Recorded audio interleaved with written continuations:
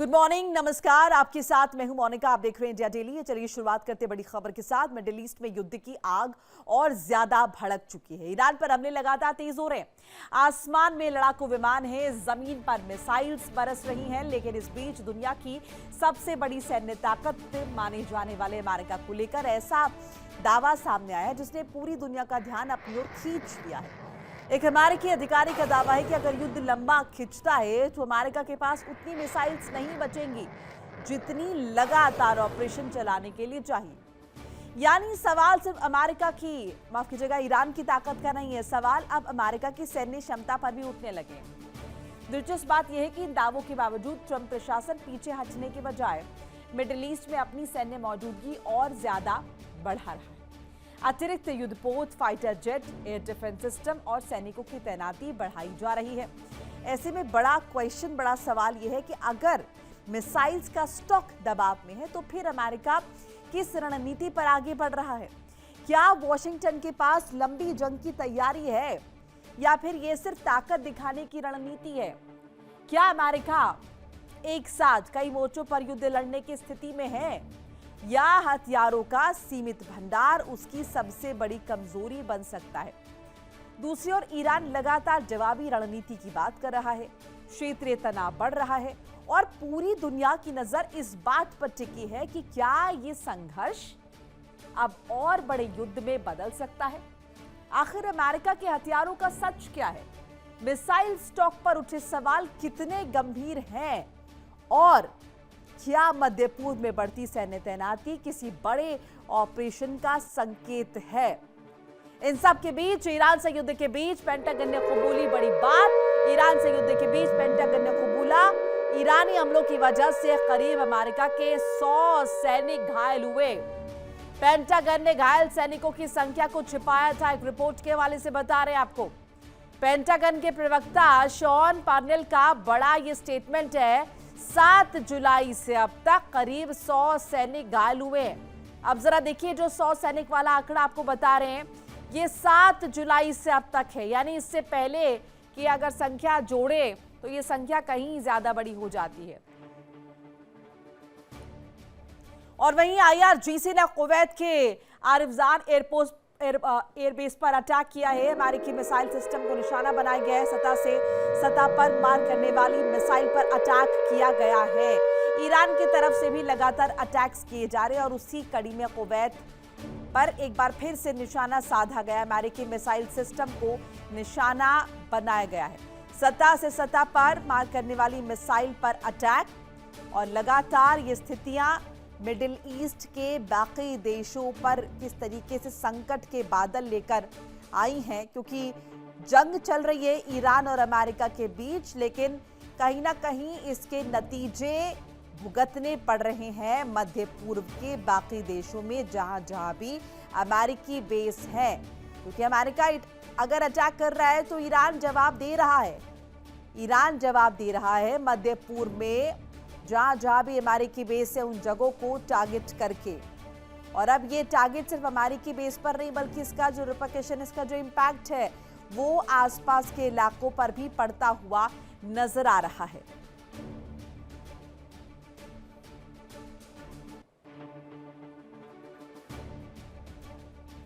और इसी पर ज्यादा डिस्कशन के लिए मेरे साथ खास मेहमान जुड़ रहे हैं, करके तारुफ करा देते हैं। डॉक्टर अजिताभ सिंह, विदेश मामलों के जानकार, और मनोज कुमार, भू राजनीतिक विश्लेषक। आप दोनों का बहुत बहुत स्वागत है।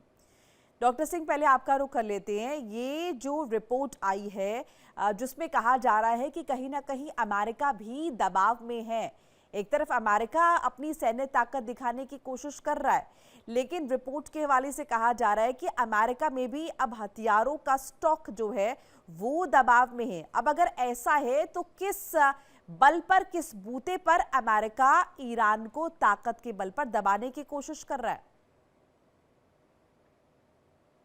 जी, बहुत अच्छा आपने क्वेश्चन पूछा कि अमेरिका निश्चित रूप से दबाव की नीति तो वो शुरू से चला रहा है और राष्ट्रपति ट्रंप ऐसे हैं कि उनको लगता है शायद शक्ति के बल पे, ताकत के बल पे ईरान को झुका लेंगे। लेकिन जो अभी पिछले 10 दिनों से लगातार दोनों तरफ से जो अटैक एंड काउंटर अटैक का दौर चल रहा है, इससे दिखता है कि अभी भी ईरान की ताकत कहीं ना कहीं किसी ना किसी रूप में बची हुई है। जैसा अमेरिका कहता है कि उसको, और राष्ट्रपति ट्रंप खुद क्लेम करते हैं, हमें ईरान को खत्म कर दिया, उसके हथियार खत्म हो गए।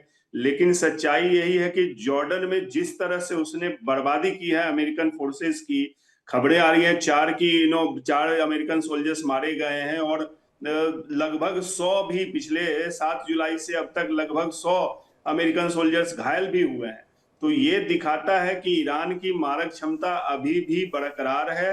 उसके मिसाइल के स्टॉक, उसके ड्रोन के स्टॉक अभी भी हैं उसके पास। और दूसरी तरफ अमेरिका अब एयर डिफेंस सिस्टम उसका पूरी तरह से कारगर नहीं दिख रहा है। तभी तो जॉर्डन में या गल्फ के अन्य देशों में, खास करके बहरीन और कुवैत में, ईरान मार करने में सक्षम है। ये दिखा रहा है कि एक तरफ अमेरिका के एयर डिफेंस सिस्टम में खामी है, रोक नहीं पा रहा है पूरी तरह, और दूसरी तरफ जैसा आपने कहा, खबरें ऐसी भी हैं कि उसके पास एमुनिशन की कमी हो गई है। तो ऐसे में अमेरिका कितना और सस्टेन करेगा? नो डाउट वो बहुत ताकतवर है, लेकिन कितना सस्टेन करेगा? और खास करके तब, अब जब दूसरी तरफ बाब अल मंदेब में भी हूती ने अनाउंस कर दिया है नेवल ब्लॉकेड का, तो चैलेंजेस अमेरिका के पास भी हैं। और ईरान को तो खैर अपनी जो उसकी दुर्गति हो रही है उसमें भी कोई दो मत नहीं है। जी बिल्कुल मनोज जी, और इस बात का इल्म कहीं ना कहीं ईरान को भी है क्या? यही वजह तो नहीं, यही वो कॉन्फिडेंस तो नहीं जो ईरान को बार बार कह रहा है कि अमेरिका अगर चाहे तो दो दो हाथ कर ले, हम यहाँ पर डटे हुए हैं?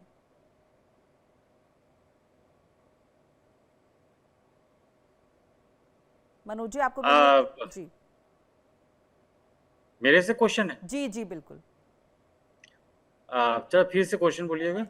मनोज जी, जिस तरह की रिपोर्ट्स है कि कहीं ना कहीं अमेरिका भी दबाव में है, अमेरिका में भी हथियारों की कमी हो रही है, तो क्या ईरान को भी इस बात का इल्म है और यही वो कॉन्फिडेंस है जो ईरान को अमेरिका के सामने एकदम मुखरता के साथ ईरान डटा हुआ है और लगातार ये कह रहा है कि अगर अमेरिका को युद्ध करना है तो इसके लिए ईरान तैयार है? जिस तरह से हम लोग देख रहे हैं कि शुरू से ही ईरान का ये ग्रुप रहा है कि संयम तरीके से जो है वो वार कर रहे हैं, और ऐसा नहीं है कि वो अमेरिका के पास वेपन्स का कुछ प्रॉब्लम होगा, लेकिन जिस तरह से वेपन्स में उनका जो खर्च हो रहा है ईरान के मुकाबले वो मल्टीपल टाइम है, 10 टाइम्स 20 टाइम्स हो सकता है। उनके जो मिसाइल हैं या ड्रोन हैं वो ईरान के मुकाबले बहुत ज़्यादा कॉस्टली होता है। तो स्वाभाविक है कि एक वहाँ के लोगों में इस तरह का है कि जिस तरह से इस युद्ध में जो खर्च हो रहा है अमेरिका का, वो बहुत ही ज़्यादा हो रहा है। इसको लेकर के भी हम लोग देख रहे हैं कि डिफरेंसेस ऑफ ओपिनियन जो है वहाँ के पॉलिटिशियन में अब धीरे-धीरे आने लगा। जिस तरह से जेडी वेंस ने भी कहा कि इस युद्ध से कोई फ़ायदा नहीं है, इस युद्ध में लड़ने से कोई फ़ायदा नहीं है। कुछ इज़राइल के लोग या लॉबी हैं जो चाहते हैं कि वो इस युद्ध कंटिन्यू रहे, लेकिन इससे जो है अमेरिका को क्या फ़ायदा होने वाला है? क्योंकि जेडी वेंस अपना फ्यूचर भी देखते हैं कि आने वाले समय में अगर प्रेसिडेंशियल इलेक्शन होता है तो वो एक कैंडिडेट होंगे रिपब्लिकन से, और इस युद्ध में अगर जीत हो जाता है अमेरिका का, तो जेडी वेंस के लिए भी अच्छा मौका होगा कि वो प्रेसिडेंट बन जाए अमेरिका का। तो स्वाभाविक है कि शुरू से ही हम लोगों ने देखा है कि नॉर्मली हम लोग देख रहे हैं कि अगर युद्ध शुरू हो ही गया है और इसमें रिस्पॉन्सिबल इज़राइल है, तो ईरान को ज़रूर जो है इज़राइल पे हमला करना चाहिए। लेकिन ईरान जो है उतना इंटेंसिव वे में या इज़राइल पे हमला नहीं कर रहा है। उनको पता है कि अगर हम ज़्यादा इन्वॉल्व फिर इज़राइल में हो जाएँगे, तो जिस तरह से अमेरिका जो है पिछले 10 दिन से जो ताबड़तोड़ हमला कर रहा है, तो उसको जो है वो जस्टिफ़ाई नहीं कर पाएँगे। इसीलिए जो अपना वो टारगेट वो बनाया है वर्तमान में कि जहाँ पे भी अमेरिकन बेस है वो मिडिल ईस्ट कंट्रीज़ में, वहाँ पे ज़्यादा से ज़्यादा किया जाए, ताकि वो मिडिल ईस्ट कंट्रीज़ को जो है अमेरिका पे एक दबाव बना सके। जिस तरह से हम जॉर्डन पे हम लोगों ने देखा कि मनोज जी, किस अगर तरह से इजराइल पर सीधे सीधे अटैक करेंगे तो फिर तो इजराइल भी रिटालिएट करेगा, और इजराइल रिटालिएट करेगा तो उसका इम्पैक्ट निश्चित तौर पर पड़ेगा ईरान पर। अब ज्योग्राफिकल कंडीशंस के हिसाब से वो उतना दूर नहीं है। हमारे साथ ग्रुप कैप्टन आशीष सहाय रिटायर भी जुड़ चुके हैं। साहिब साहब, स्वागत है आपका भी है। हम डिस्कशन इस बात को लेकर कर रहे हैं कि कुछ रिपोर्ट्स आई हैं जो ये कह रही हैं कि अमेरिका में हथियारों की कमी हो गई है, और ऐसे में अगर ये कमी है तो कौन सा वो कॉन्फिडेंस है अमेरिका का, और या कोई और रणनीति है जो अमेरिका को बार बार ईरान पर अटैक करवा रही है? क्योंकि अगर अमेरिका भी अफोर्ड नहीं कर सकता है ज़्यादा दिन जंग, तो फिर क्यों?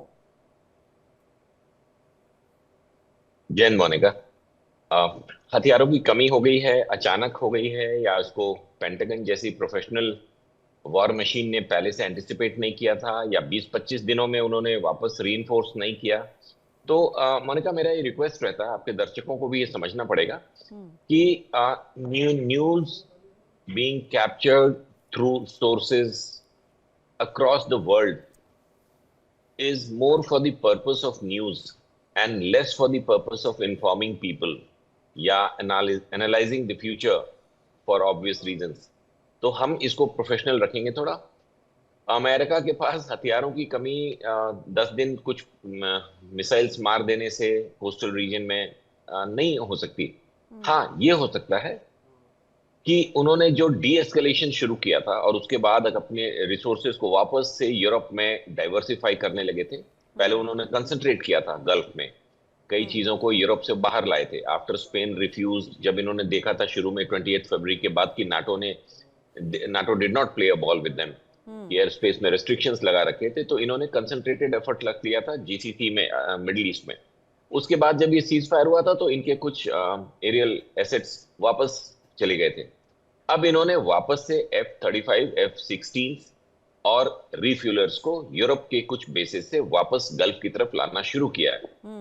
इसमें रीजन ये है कि कुछ ईरानियन अटैक्स पिछले 3 दिनों में, स्पेशली मैं बात कर रहा हूं अटैक ऑन जॉर्डन, जहां पे 3 बार ऐसा हो चुका, और 1 बार इरबिल में और सुलेमानिया में ऐसा हो चुका कि ईरान की तरफ से मारे गए जो मिसाइल्स थे उसको यूएस एयर डिफेंस इंटरसेप्ट नहीं कर पाई उस तरह से जैसा पहले सीज फायर के कर रही थी जी। और इस वजह से जॉर्डन में इनको ज्यादा लॉस हो गया है, और ये बहुत मेजर लॉस है। अभी तो हम सिर्फ 3 American soldiers in Jordan and 1 in Iraq की बात कर रहे हैं। ऐसी इनपुट्स भी हैं, आपके पास भी हैं, कि मेजर यूएस एयरक्राफ्ट जॉर्डन में एक हैंगर में, including a P-8 recognition aircraft and a refueller, damage हुए हैं उसके अंदर। इसीलिए ये कयास लगाया जा रहा था कि कुछ जासूसी हुई है जॉर्डन में। उन्होंने ईरान को बताया है कि किस समय ये जहाज हैंगर में वापस आ गए। मैं इसको मानता हूं कि चाइनीज सैटेलाइट्स के थ्रू इनको पता चला है, रियल टाइम इंटेलिजेंस गैदर करके, और इन्होंने मिसाइल्स मारे, और ये मिसाइल वहां पे गिरे। सेकेंड फेज की बात कर रहा हूं, जब इन्होंने उस हैंगर को उड़ा दिया जहां यूएस एयरक्राफ्ट थे, उसके बाद जो पिछले 48 घंटों में एक और इन्होंने जॉर्डन पर अटैक किया, जो कि very close to the next step, मतलब इजराइल के पास माना जाएगा। उसके पहले यूएस ने अपने लोगों को बोला था कि इस इलाके से हट जाइए।